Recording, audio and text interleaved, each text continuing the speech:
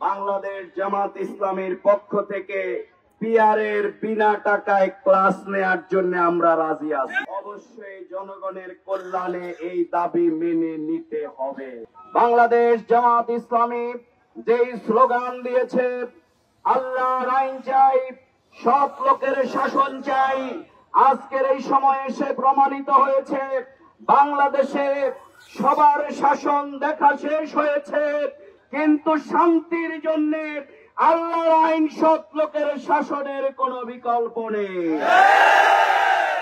সুতরাং বাংলাদেশের সমস্যা হচ্ছে দুটি, একটি হচ্ছে দুর্নীতি, আরেকটি হচ্ছে অপরাজনীতি।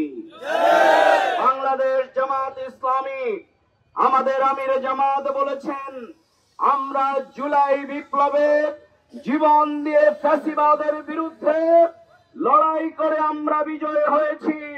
আমাদের এবারের লড়াই হচ্ছে দুর্নীতির বিরুদ্ধে।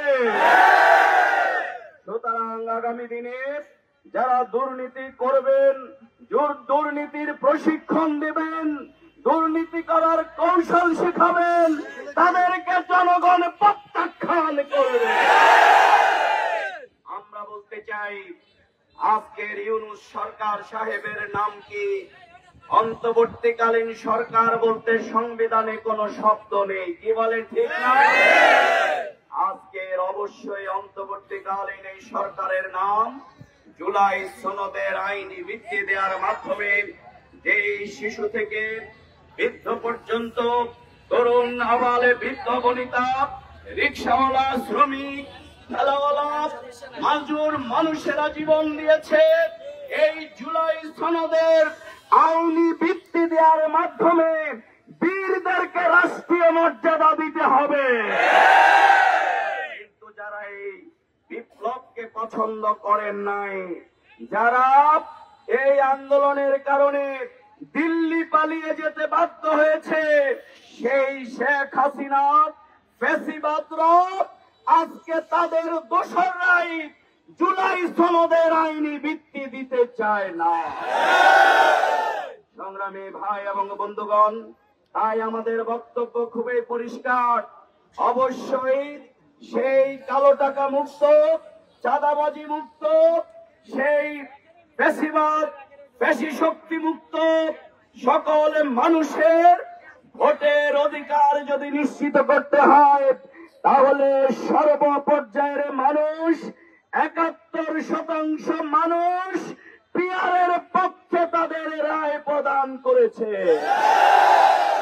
সংগ্রামী ভাইরা, অনেকেই বলেন পিআর নাকি তারা বুঝে না।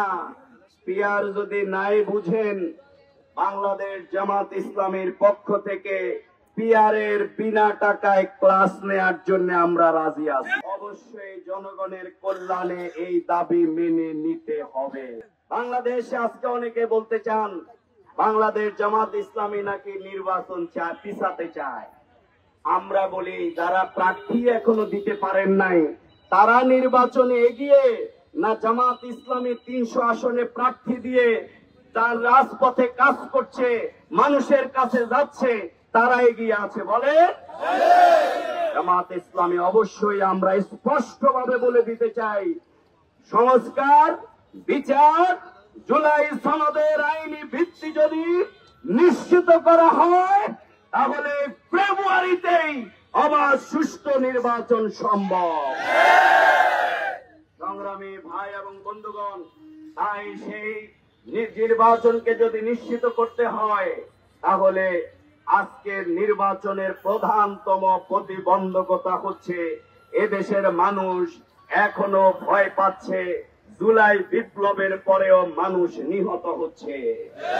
এখন নির্বাচনের বাধা হচ্ছে সন্ত্রাস এবং চাঁদাবাজি, নির্বাচনের প্রতিবন্ধকতা হত্যা, রাহাজানি, নির্বাচনের প্রতিবন্ধকতা হচ্ছে নারী নির্যাতন, নির্বাচনের প্রতিবন্ধকতা হচ্ছে পাথর দিয়ে মানুষ মারা, নির্বাচনের